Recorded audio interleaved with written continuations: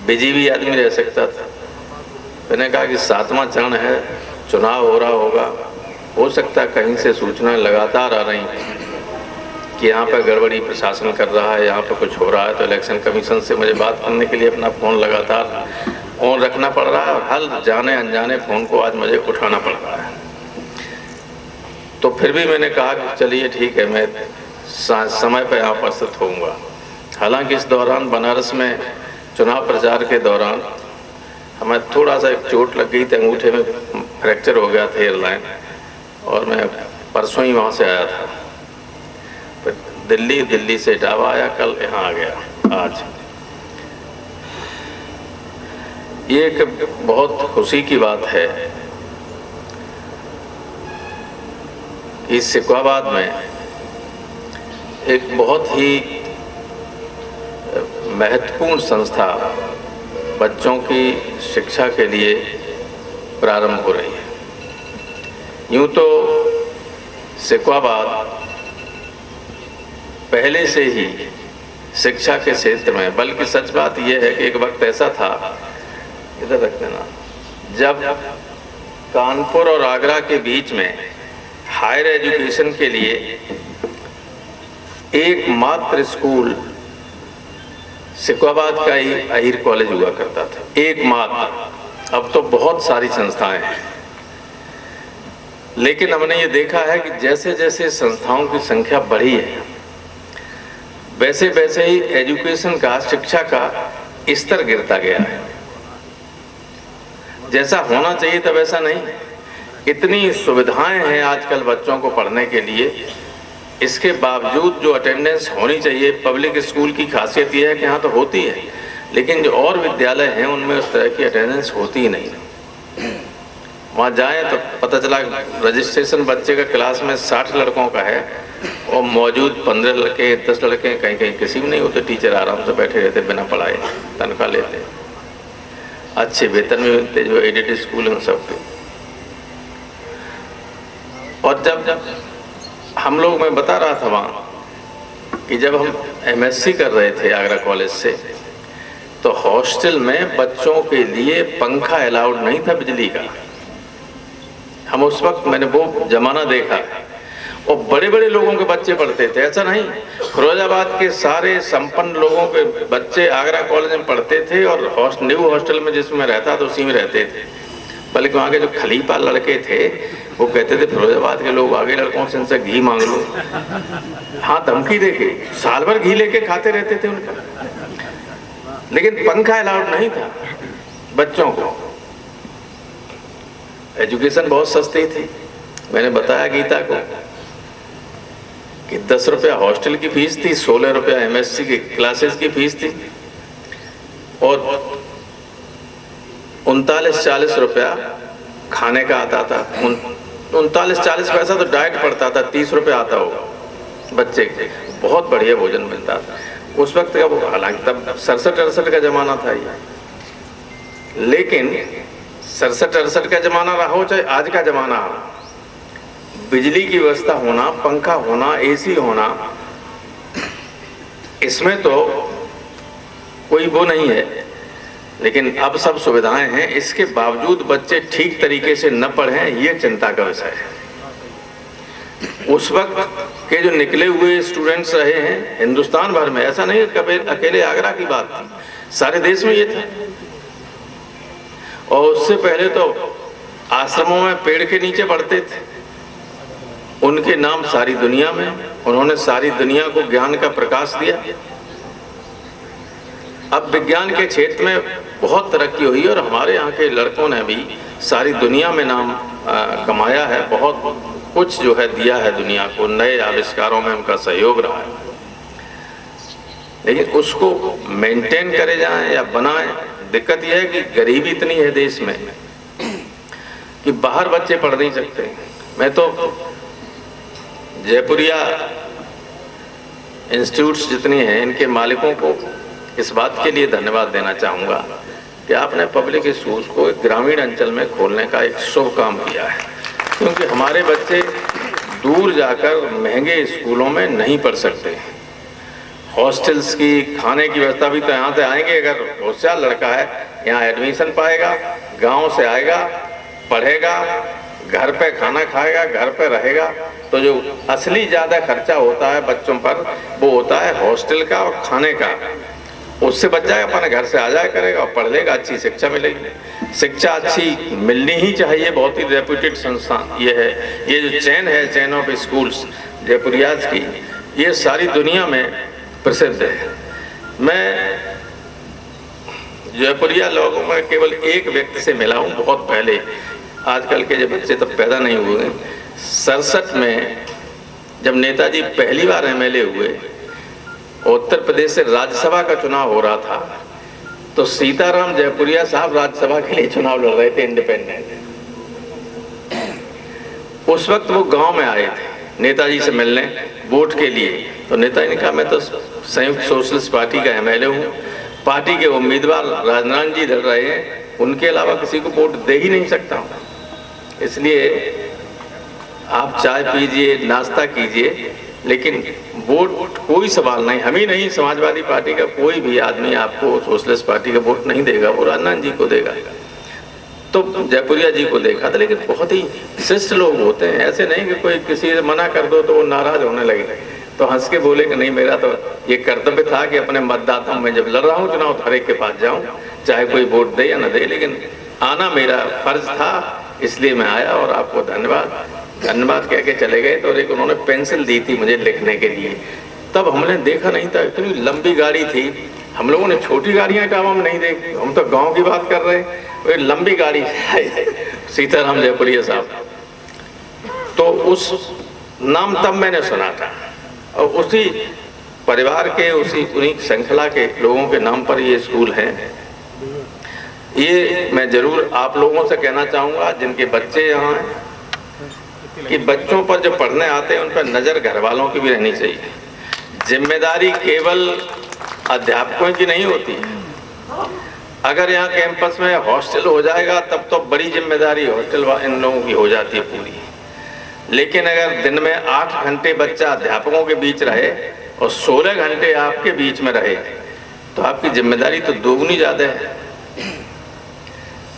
और अगर नहीं देखेंगे तो भटक जाते हैं इन्फ्लुएंस से। जो रास्ता होती है, जो पढ़ाया जाता है, जो बताया जाता है, वो इधर उधर जाने लगते हैं, और जिस रास्ते पर चलना चाहिए जिससे वो अपने लिए, अपने परिवार के लिए, अपने समाज के लिए, अपने क्षेत्र के लिए कुछ योगदान कर सके, वो नहीं कर पाते।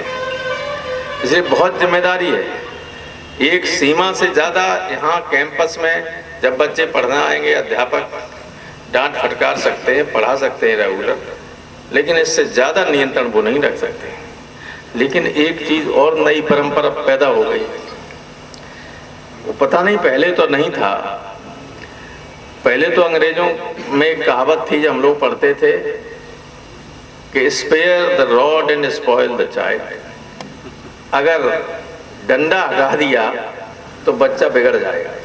तो पहले पिटते थे कि नहीं पिटते थे? एक डंडा लगता था, 4 पहाड़े एक ही दिन में सीख जाता था बच्चा।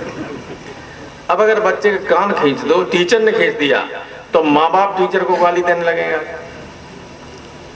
ये बड़ा रोग लग गया है। अब तक कानून बना और ऐसा बन गया है। यहाँ तो छोड़िए, यहाँ तो इतना नहीं है, लेकिन अमेरिका वगैरह में तो अगर बच्चे को डांट दे तो वो 100 नंबर डायल करके पुलिस बना लेगा, माँ बाप जेल चले जाएगा, और जमानत भी नहीं होती है बरसों। ये इतना खराब सिस्टम हो गया, अपने आप ही बस उसी रास्ते पर लोग जा रहे हैं। अच्छा है कि आप संस्कृत का, आपके कनक जी आपके इसमें संस्थाओं में संस्कृति पढ़ाई जाती है, वरना पाश्चात्य संस्कृति का हमारे देश पर ऐसा आक्रमण हुआ है और हो रहा है निरंतर कि हम अपनी प्राचीन संस्कृति, सभ्यता और शिष्टाचार को भूलते जा रहे हैं। ये अगर बच्चों में बना रहेगा तो आपका इस इलाके के लिए बहुत बड़ा योगदान होगा, बहुत बड़ा। क्योंकि पढ़ तो हर जगह लोग लेते हैं, पढ़ तो हर जगह ले लेते हैं। पढ़ के व्यक्ति को ज्ञान मिलता है, लेकिन वो ज्ञान भी पर्याप्त नहीं होता है। एक शब्द होता है विवेक। ज्ञान हो और विवेक की क्षमता न हो कि क्या अच्छा है क्या बुरा है, किस रास्ते पर चलना चाहिए, ज्ञानी है लेकिन विवेक ये नहीं है कि तय कर सके, तो बेकार है शिक्षा, वो ज्ञान बेकार है। ज्ञान में और शिक्षा में, विवेक में यही फर्क है, जैसे दूध में और उसके ऊपर जो मलाई होती है, मलाई है विवेक और ज्ञान है दूध। तो असली चीज तो मलाई होती है ना, वो विवेक बच्चों में अच्छे बुरे में तय कर सके कि कौन से काम हम करने जा रहे हैं, कौन सा हमारा विचार है वो ठीक है, कौन सा विचार है वो गलत है, कौन सा हमारा स्टेप सही है, कौन सा गलत है। ये जिस दिन लोग बच्चे इस स्कूल से पढ़ने वाले सीख जाएंगे, इस इलाके की सारी जनता के लिए आपका वो बहुत बड़ा योगदान होगा और सफलता होगी इस विद्यालय की, इसको स्कूल की। अब ये है कि अंग्रेजी मीडियम तो हो गई, कनक जी अंग्रेजी में बोल रहे थे। हम लोगों ने डॉक्टर लोहिया के जमाने से अंग्रेजी का विरोध किया, लेकिन याद रखिए गलत बहुत समझा गया। हम लोगों ने पढ़ने के लिए कभी अंग्रेजी में विरोध नहीं किया। हमने ये कहा था समाजवादियों ने कि सरकारी कामकाज जो है वो या तो राजभाषा हिंदी में हो या क्षेत्रीय भाषाओं में हो। क्योंकि एक बार मैंने लोहिया जी को सुना था, वो कह रहे थे कि वकील बहस करता है, बिना पढ़ा लिखा आदमी जाता है, यहाँ वकील लोग भी बैठे हुए हैं, बिना पढ़ा लिखा जाता है आदमी, अंग्रेजी में बहस करता है, और जिसका मुकदमा है, जो पैसा देता है, वो ये नहीं जान पाता कि हमारे पक्ष में बहस कर रहा है कि हमारे खिलाफ बहस कर रहा है, और बाद में बता देता है कि हाँ साहब जज साहब ने ये कह दिया है, तारीख लगा दी, हो सकता तारीख वकील साहब ने ले ली। तो उन्होंने कहा इसलिए न्यायालय में भी अगर हिंदी में काम होने लगे तो कम से कम वो आदमी सोचने समझने तो लगे जो वकील को लाता है कि वो कह क्या रहे, वो ठीक बहस कर रहे कि नहीं कर रहे, हमारे पक्ष में कर रहे कि नहीं कर रहे। क्यों ममता है, तुम तो मुकदमा झेल चुके, दिखाई दे रहा है, अंग्रेजी हिंदी में हो तो समझ जाओ, अंग्रेजी में हो तो नहीं समझ पाओ। तो इस दृष्टि से हम लोगों ने कभी नहीं कहा कि पढ़ाई में नहीं होना चाहिए, क्योंकि दुनिया ऐसी है कि ये जहाँ हमारे लोग जाते हैं, चाहे अमेरिका हो, चाहे इंग्लैंड हो, चाहे ऑस्ट्रेलिया हो, चाहे कनाडा हो, इनमें प्रोग्राम में अंग्रेजी भाषा मुख्य रूप से कॉन्टैक्ट है। लेकिन ये चीज़ हमेशा याद रखना चाहिए कि इन 5 देशों को छोड़कर न्यूजीलैंड, ऑस्ट्रेलिया, कनाडा, अमेरिका और इंग्लैंड और कहीं भी अंग्रेजी नहीं है। गलती से फ्रांस, जर्मनी, क्यूबा आप चले जाएं, अंग्रेजी बोलें, कोई आपकी तरफ देखेगा भी नहीं। आप हिंदी बोलें तो मुड़ के देखेगा, पूछेगा, समझने की कोशिश करेगा ये क्या चाहते हैं, किधर जाना चाहते हैं, रास्ता भूल गए या क्या चीज चाहते हैं। लेकिन अंग्रेजी बोलोगे तो जर्मनी वाले तो संस्कृत बोलो, आपकी बात सुने, अंग्रेजी बोलो नहीं सुने। तुम तो सचिन रहे इंग्लैंड, अमेरिका में, वहां तो कोई समस्या नहीं है। लेकिन जो हम 5 देश बताए, उनके अलावा जिन देशों में आप दुनिया में कहीं चले जाइए, ये लोगों में गलतफहमी है कि दुनिया की भाषा है अंग्रेजी, लेकिन हिंदुस्तान में तो अंग्रेजी है, इसलिए बच्चों को पढ़ा जाना भी जरूरी है, नौकरी नहीं मिलेगी वरना, इसलिए आवश्यक है। लेकिन अंग्रेजियत के साथ साथ अपनी हिंदुस्तानी संस्कृति और सभ्यता भी बनी रहे, और इसके लिए जो संस्कृत वगैरह का जो आपने संस्कृत के लिए पढ़ाने की बात कही है, उसमें बहुत सारी बातें ऐसी होती हैं जो लोगों के जीवन मार्ग को के लिए एक रास्ता बनाने का काम करती हैं। आप देखें एक ऐसी भाषा रही होगी, अब तो उसको रही नहीं पाई, अब तो हम लोग सिर्फ पढ़ते हैं, पहले बोलचाल भी होती थी उसी में। एक छोटे से वाक्य में संस्कृत में होता है, उसमें पूरा जीवन का दर्शन आ जाता है। जितनी संक्षिप्त में एक सूक्ति से संस्कृत में बात कही जा सकती है, दुनिया की किसी भाषा में आज तक नहीं कही जा सकती, किसी भाषा। तो वो बच्चों को आप पढ़ाएंगे, ये अच्छी बात है, उनसे बहुत अच्छी चीजें सीखने को मिलती हैं। सारी पुरानी नीतियां और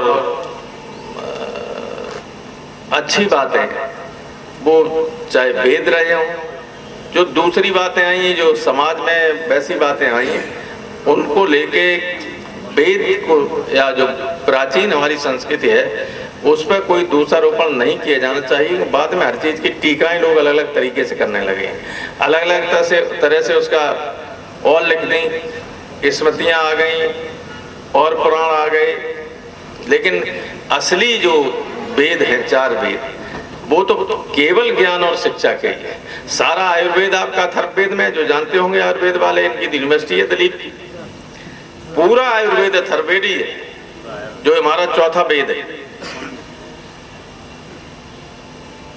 तो इसलिए मैंने कहा कि अंग्रेजी अवश्य पढ़िए, लेकिन ये मान के मत चलिए कि अगर आपको लैटिन अमेरिकन कंट्रीज में जाना पड़ा, साउथ एशियन दूसरे कंट्रीज में जाना पड़ा, सोवियत यूनियन जो पहले थी और अब रूस और उनके कई रिपब्लिक्स हैं, उन इलाकों में जाना पड़ा, वहाँ नहीं अंग्रेजी समझ पाएंगे लोग। इसलिए आपको अन्य भाषाओं को भी आगे चल के सीखना पड़ सकता है।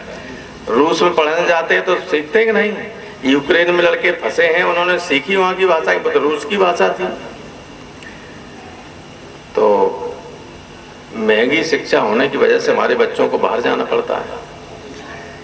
मेडिकल में, हालांकि मैं कमेटी की मीटिंग बुला रहा हूँ, हेल्थ कमेटी का मैं चेयरमैन हूँ, और रिकमेंड करने वाला हूँ कि गवर्नमेंट कॉलेजेस में जितनी मेडिकल की फीस होती है उतनी ही फीस प्राइवेट कॉलेजेस में होनी चाहिए, वरना बच्चे ये हमारे विदेशों में जाएंगे उसकी वजह से और फंस जाया करेंगे। ये भाई क्यों जाते यूक्रेन पढ़ने? यूक्रेन के हिंदुस्तान से अच्छा देश नहीं है, इसलिए जाते हैं कि यहाँ 50-55 लाख एक साल के जमा करा लेते हैं, वहाँ 8 लाख हम MBBS हो जाते हैं। इसलिए गरीब आदमी कोई यहाँ नहीं पढ़ा सकता, अपने बच्चों को वहाँ भेज देता है, इसलिए भेजता है, और तो कोई कारण नहीं। कोई यहाँ से बेहतर एजुकेशन नहीं। एजुकेशन हिंदुस्तान की सर्वश्रेष्ठ है, अगर ठीक तरीके से बच्चे पढ़ें और पढ़ाए जाएं। हमने तो दुनिया के दूसरे देशों को भी देखा है, एक बहुत अच्छी एजुकेशन है। तो इसलिए एक चीज, जब आप आगे ये बढ़ेगी संस्था, बढ़ेगी ही जिस इलाके में बच्चे पढ़ने आएंगे, अच्छा स्कूल होगा, अच्छी पढ़ाई होगी, तो कोई गार्जियन नहीं चाहता है कि हम वहाँ अपने बच्चों को भेजें जहाँ पढ़ाई अच्छी नहीं होती। यहाँ भेजेंगे लोग, लेकिन अगर आप इसकी फीस को भी ठीक रखेंगे तो ज़्यादा लोग अपने बच्चों को अच्छे स्कूलों में भेज सकेंगे।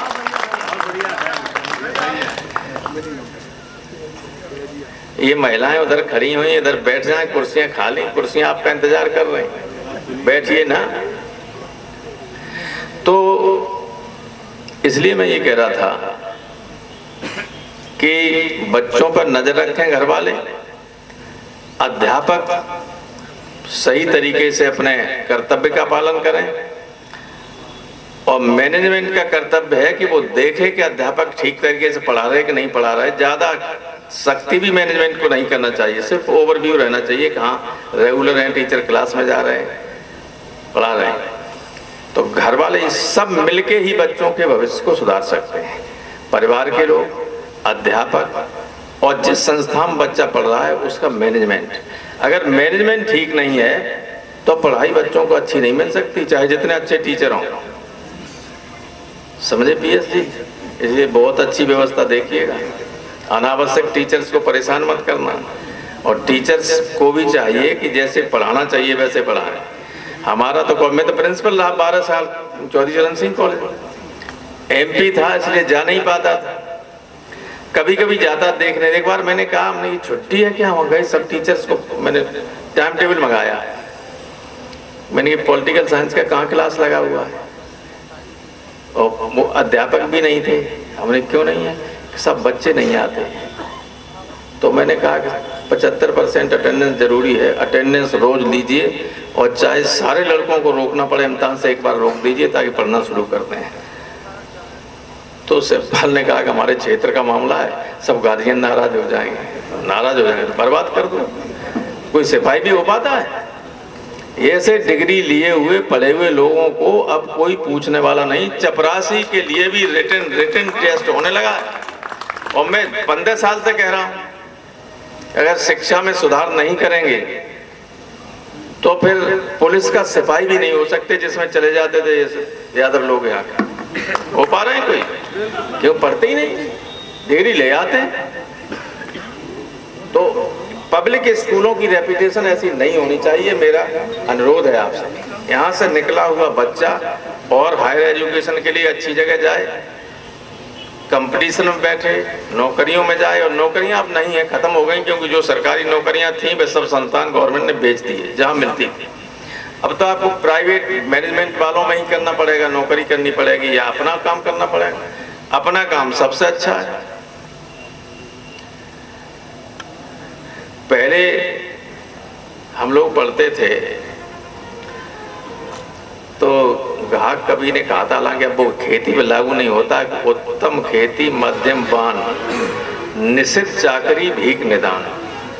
मतलब सबसे अच्छी खेती करना, उसके बाद व्यापार करना, और तीसरे नंबर पर नौकरी, और चौथे पे भीख मांगना।